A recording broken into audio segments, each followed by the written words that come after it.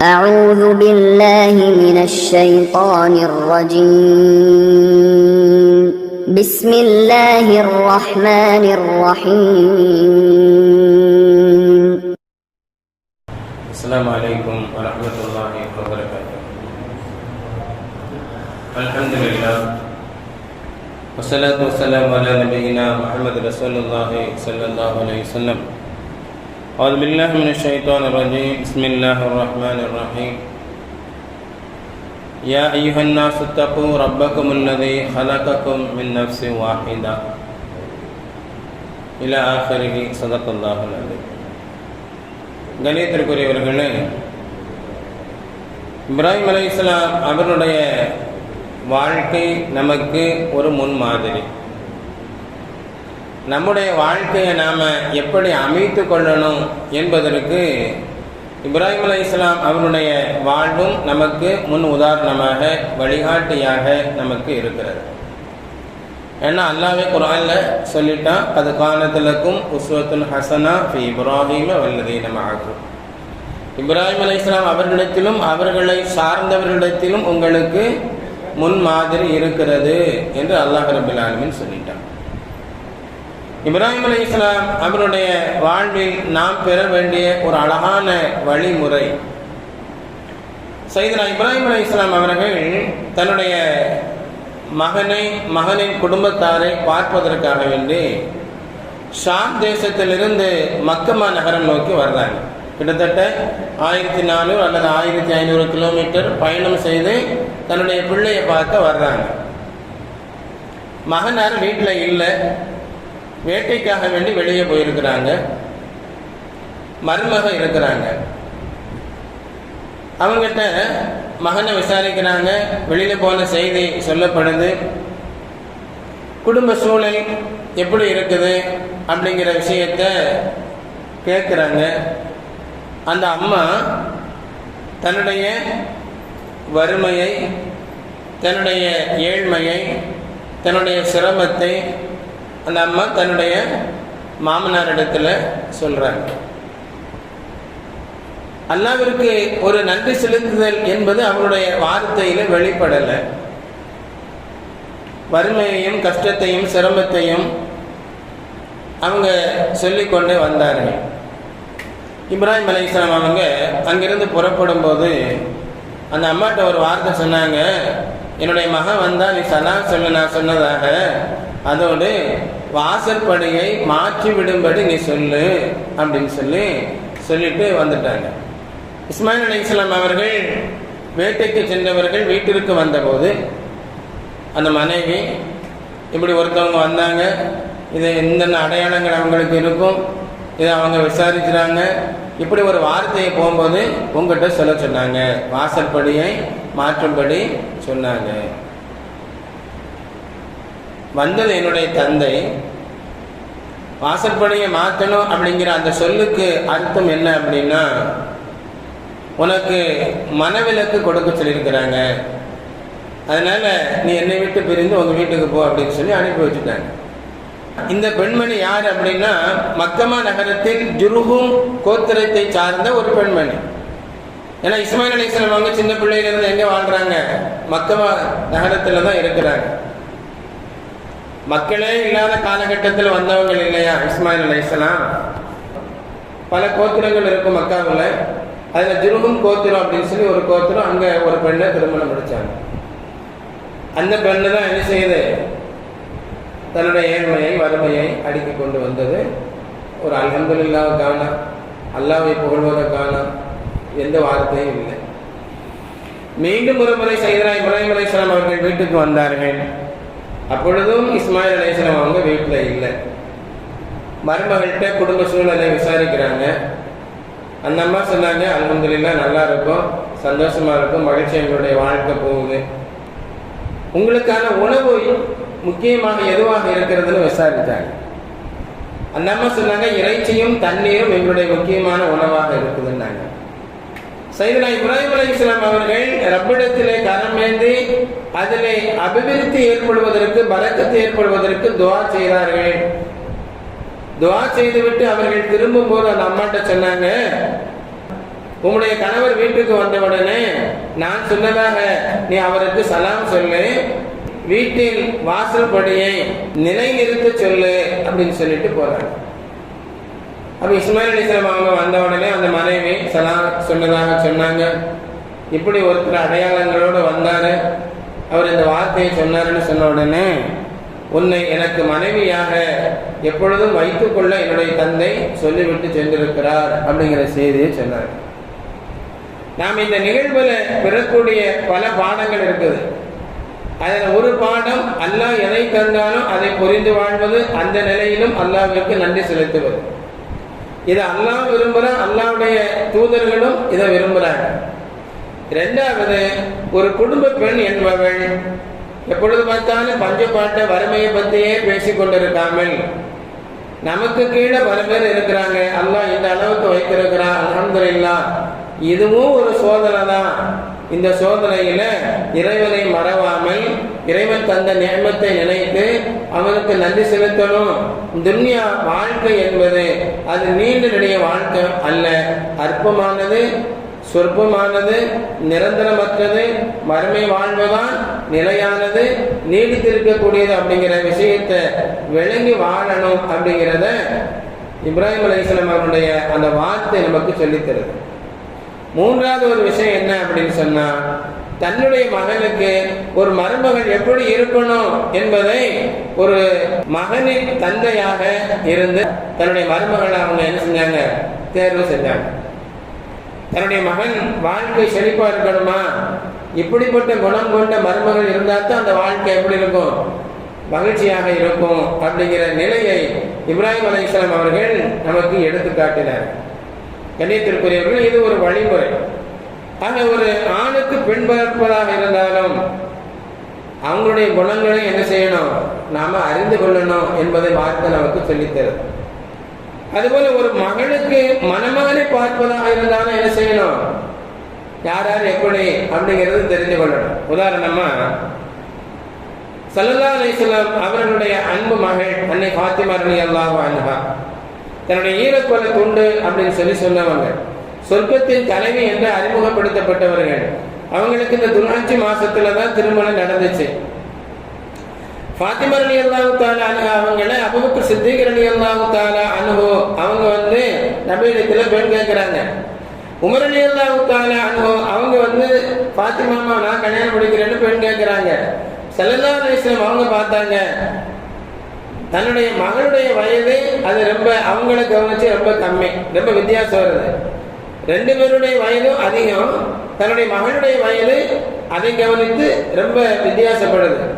ஆனா பாருங்க, துன்யாவுடைய பார்வையில அபூபக்கர் சித்திக் ரலியல்லாஹு தஆலா அன்ஹு அவங்களும் சரி, சையதுனா உமர் ரலியல்லாஹு தஆலா அன்ஹு அவங்களும் சரி ரொம்ப அழகானவர்கள். ஒரு மாப்பிள்ளை எப்படி இருக்கணுங்க, அழகாகவும் இருக்கணுமா இல்லையா, அழகானவர்கள், செல்வ செழிப்பு மிக்கவர்கள், குடும்ப பாரம்பரியம் மிக்கவர்கள். அழகு இருக்குது, செல்வம் இருக்குது, குடும்ப பாரம்பரியம் இருக்குது, அல்லாஹ்வுடைய விஷயத்துல அல்லாஹ்வுடைய ரசூலுடைய விஷயத்துல நல்ல ஒரு பிடிப்பு இருக்குது. ஈமான், இறை நம்பிக்கை, இறையச்சம், நல்வாழ்க்கை எல்லாமே சரிதான். ஆனா வயசு என்ன செய்யுது, அங்கே இடிக்குது. ஸல்லல்லாஹு அலைஹி வஸல்லம் அவங்க ரொம்ப அழகான முறையில் என்ன செஞ்சாங்க, வெளிப்படையா சொல்லிட்டாங்க, உங்களுடைய வயசும் என்னுடைய மகனுடைய வயசுக்கும் ரொம்ப வித்தியாசம் இருக்குது, நான் திருமணம் முடிச்சு தரலன்னு சொல்லிட்டாங்க. அதற்கடுத்து சையதுனா அலி ரலியல்லாஹு தஆலா அன்ஹு அவர்களுக்கு தன்னுடைய மகளை திருமணம் செய்து கொடுத்தார்கள். அவர் அபூபக்கர் சித்திக் ரலியல்லாஹு தஆலா அன்ஹு அவர்களைப் போல, உமர் ரலியல்லாஹு தஆலா அன்ஹு அவர்களைப் போல செல்வ செழிப்பு மிக்கவர் இல்லை. அழகானவர், வீரமானவர், இறையச்சமுடையவர், இறைவனையும் இறை தூதரையும் உண்மையாக நேசிக்கக்கூடியவர், நல்ல குடும்பத்தை சார்ந்தவர். ஆனால் என்ன இல்லை, பணங்காசு செல்வ செழிப்பு இல்லை, ஆனால் வயது ஒத்து வருது. ஸல்லல்லாஹு அலைஹி வஸல்லம் அவங்க தன்னுடைய மகளுக்கு அவரை பேசி முடித்து இருவருக்கும் திருமணம் செய்து வைத்தார்கள் என்பது வரலாறு.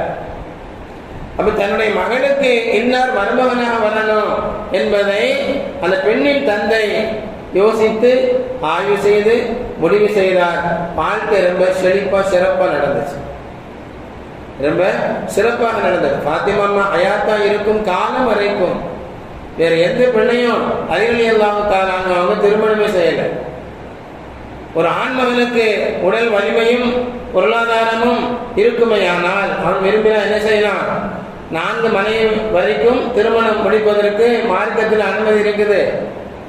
ஆனா ஃபாத்திமா ரலியல்லாஹு தஆலா அன்ஹா அவங்க தன்னுடைய மனைவியாக இருக்கும் காலமெல்லாம் அவர்களோடுதான் அலி ரலியல்லாஹு தஆலா அன்ஹு அவங்க வாழ்ந்தாங்க. அவங்களுடைய வஃபாத்துக்கு பின்னாடிதான் வேறு பெண்ணை திருமணம் முடித்தார்கள் என்பதை கிதாபுகளில் நாம பார்க்கிறோம். அப்ப இங்க நாம கவனிக்க வேண்டியது, அங்க இப்ராஹிம் அலைஹிஸ்ஸலாம் அவர்கள் தன்னுடைய மகனுக்கு மனைவியாக எப்படிப்பட்டவள் வர வேண்டும் என்பதை தீர்மானித்தார்கள். இங்க ஸல்லல்லாஹு அலைஹி வஸல்லம் அவர்கள் தன்னுடைய மகளுக்கு எப்படிப்பட்ட கணவர் வர வேண்டும் என்பதை தீர்மானித்தார். அது மாதிரி மணமகனுக்கும் சரி மணமகளுக்கும் சரி அவங்களுக்கும் இதுல முக்கியமான சுதந்திரம் இருக்குது. தன்னுடைய கருத்தை சொல்வதற்கு உரிமை இருக்கிறது. மார்க் அதை கொடுக்குது. திருமணத்துல ஆணிடத்தில் மட்டும் சம்மதம் கேட்பதில்லை. மகர் பெறுவது என்னதுங்க, அது ஒரு வகையான சம்மதம். பெண் கையெழுத்து இன்று காலகட்டத்தில் போடுறாங்களா இல்லையா, அது பெண்ணுடைய சம்மதம். அதுவும் முதல் திருமணமாக இருந்தால் அவளுடைய வெட்கமே அது போதுமானதாக இருக்கும், மௌனமே போதுமானதாக இருக்கும். அந்த பெண்ணுக்கு 2வது திருமணம் என்கிற போது அவன் என்ன செய்யணும், வார்த்தையால் அதை வெளிப்படுத்தணும். எனக்கு இந்த திருமணத்துல சம்மதம் அப்படின்னு சொல்லணும். இதெல்லாம் மார்க்கம் வழிகாட்டக்கூடிய அழகான ஒரு வழிமுறை. அப்ப அந்த பெண்ணுக்கும் இஸ்லாம் சுதந்திரத்தை கொடுத்திருக்கிறது, உரிமையை கொடுத்திருக்கிறது. முஹம்மது ரசூலுல்லாஹி ஸல்லல்லாஹு அலைஹி வஸல்லம் அவங்கள்ட்ட ஒரு பெண்மணி வந்தாங்க. யார் ரசூலுல்லாஹ், என்னை 2 பேர் கல்யாணம் முடிக்கணும்னு விரும்புறாங்க. அபூ ஜஹம் ரலியல்லாஹு தஆலா அன்ஹு அவங்களும் முஆவியா ரலியல்லாஹு தஆலா அன்ஹு அவங்களும் என்னை திருமணம் முடிக்கணும் அப்படின்னு சொல்லி விரும்புறாங்க. நான் யாரை திருமணம் முடிக்கிறதுன்னு கேட்கிறேன். யார்கிட்ட வந்து கேட்கிறாங்க, முஹம்மது ரசூலுல்லாஹி ஸல்லல்லாஹு அலைஹி வஸல்லம் அவங்கள்ட்ட கேட்கிறாங்க. அன்பானவர்களே, கண்மணி நாயகம் ஸல்லல்லாஹு அலைஹி வஸல்லம் அவர்கள் வெறுமனே இறை தூதர் என்பது மட்டுமல்ல, அவர்கள் நமக்கு ஒரு வகையில் தந்தை. அல்லாஹ் குர்ஆன்ல நபியினுடைய மனைவிமார்களை பற்றி சொல்வான். முஃமின்களுக்கு தாய் என்பதாக நபியினுடைய மனைவிமார்களை அல்லாஹ் சொல்றான். அப்ப அவங்களுடைய கணவன் நமக்கு யாருங்க, தந்தையினுடைய ஸ்தானம். அப்படி பார்த்தா தந்தை இடத்திலே தன்னுடைய மகள் கேட்கிறாங்க, 2 பேரும் என்ன திருமணம் முடிக்கணும்னு விரும்புறாங்க, நான் யாரை திருமணம் முடிப்பது? ஸல்லல்லாஹு அலைஹி வஸல்லம் சொன்னாங்க, அபூ ஜஹல் இருக்கிறாரு, அவர் எப்பொழுதும் தன்னோடு ஒரு குச்சியை வைத்திருப்பார், தன்னை விட்டு அதை நீக்க மாட்டார், எப்பொழுதுமே வச்சிருப்பாரு. பெண்ணை அடிக்கக்கூடிய ஒரு குணம் அவர்கிட்ட இருக்குது, நீ அவரை கல்யாணம் முடிக்காதுன்னு சொன்னாங்க. ஏன்னா சில பேருக்கு சட்டென்று கோபம் வரும், பற்றென்று அடித்து விடுவார்கள். அதனால ஸல்லல்லாஹு அலைஹி வஸல்லம் சொன்னாங்க, அவரை நீ திருமணம் முடிக்காத. முஆவியா நல்ல மனிதர் தான், ஆனா ரொம்ப ஏழ்மையான மனிதர், வறுமையில் இருக்கக்கூடிய மனிதர். அதாவது வாழ்க்கை செழிப்பா இருக்கணும்னா செல்வமும் தேவையான அளவு இருக்கணும். ஏன்னா இது திருமணத்திற்கு பின்பு நடக்கும் விஷயம் அல்ல. வறுமையிலும் நாம அனுசரித்து வாழணும், பொருந்தி வாழணும் என்பதற்கு இப்ப தேர்வு செய்யக்கூடிய உரிமையை அல்லாஹ் தஆலா அந்த பெண்ணுக்கு கொடுத்திருக்கிறான். அப்ப திருமணத்துக்கு முன்னால் என்ன செய்யலாம், அதை நம்ம விசாரிக்கலாம். நல்ல மனிதனாகவும் இருக்கிறார், செல்வத்தோடும் இருக்கிறார் அப்படிங்கிறது சொன்னா அவரை ஏற்பது சிறப்பு இல்லையா? அவ ஸல்லல்லாஹு அலைஹி வஸல்லம் சொன்னாங்க, அவங்க ரொம்ப ஏழ்மையில கஷ்டப்படக்கூடிய மனிதனா இருக்கிறாரு. பாக்கெட்ல பணம் இருந்தா தான் என்ன வேணும்னு கேட்க தோணும். பாக்கெட்ல பணம் இல்லை அப்படின்னு சொன்னா தேவையான விஷயத்தை மனைவி கேட்டாலும் இதெல்லாம் இப்ப வேணுமா, அன்னைக்கு தானே வாங்கி தந்தேன் அப்படிங்கிற மறு கேள்வி என்ன செய்யும், நம்மளிருந்து தொடங்கும். என்ன காரணம், வாங்கக்கூடாது என்பது அல்ல, வாங்குவதற்குண்டான வசதி இல்லை. வசதி பாக்கெட்ல பணம் இருந்துச்சுன்னா நாம என்ன செய்வோம், கேட்போம், என்ன வேணும், அது வேணுமா, இது வேணுமா அப்படின்னு சொல்லி கேட்போம். இது இயல்பான வாழ்க்கை.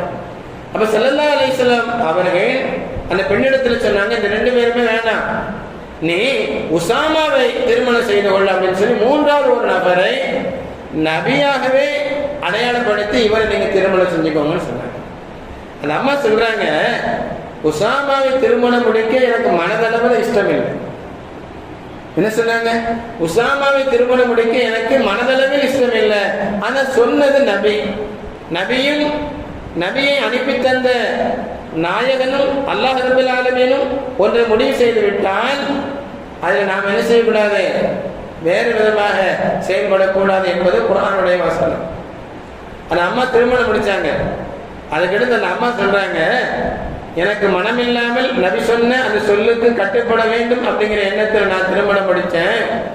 அல்லாஹ்வுடைய கிருபையினால என்னுடைய கணவர் உசாமா ரலியல்லாஹு தஆலா அன்ஹு அவர்களோடு மகிழ்ச்சியான ஒரு வாழ்க்கையை நாங்கள் வாழ்ந்தோம் அப்படின்னு சொல்லி அந்த அம்மா வெளிப்படையாக சொன்ன செய்தி ஹதீஸ்ல பதிவு செய்யப்படுது.